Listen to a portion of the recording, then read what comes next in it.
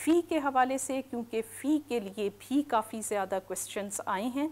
Now मैं ये बात यहाँ पर वाज़े कर दूँ कि हमारे पास फ़ी के लिए मुख्तलिफ़ किस्म की रिक्वेस्ट्स आई।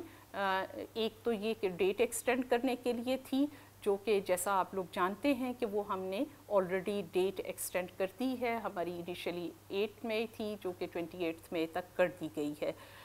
उसके अलावा हमारे पास रिक्वेस्ट्स थी कि या तो इंस्टॉलमेंट कर दी जाएँ या वेव कर दी जाए फ़ी। तो इंस्टॉलमेंट हमारे लिए अभी पॉसिबल नहीं है, क्योंकि फाइनेंशियल ईयर का एंड है। अलबत्ता जो हमारे पास वेव करने के लिए स्कॉलरशिप के लिए जो रिक्वेस्ट्स हैं, उसमें हमारे पास एक बड़ी तादाद है स्टूडेंट्स की जो already need based scholarship avail कर रहे हैं। हमारे अपनी LCWU के बजट से हम कोई 1600 प्लस स्कॉलरशिप्स नीड बेस्ड दे रहे हैं। उसके अलावा अभी रिसेंटली एहसास प्रोग्राम के तहत एक बड़ी तादाद हमारे स्टूडेंट्स की है जो कि रिकमेंड हुई है स्कॉलरशिप के लिए। सिमिलरली USAID की स्कॉलरशिप या PIF है, जिसके लिए स्टूडेंट्स ऑलरेडी या स्कॉलरशिप ले रहे हैं या रिकमेंड हो गए हैं।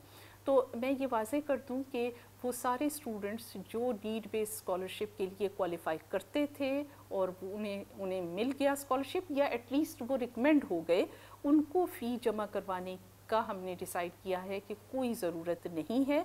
वो उनको हम जब उनका स्कॉलरशिप आएगा तो हम उसमें से उनकी फ़ी को कंसिडर कर लेंगे। और अभी इमीडिएटली अगर उनका कोई हमारे फ़ी के पोर्टल पर उनका नज़र आता है तो वो उसको इग्नोर कर सकते हैं, या वो हमें रिक्वेस्ट भेज सकते हैं कि हमारा स्कॉलरशिप जो है उसके लिए रिकमेंड हुआ हुआ है, तो इसलिए उनको फ़ीस जमा करवाने की ज़रूरत नहीं है।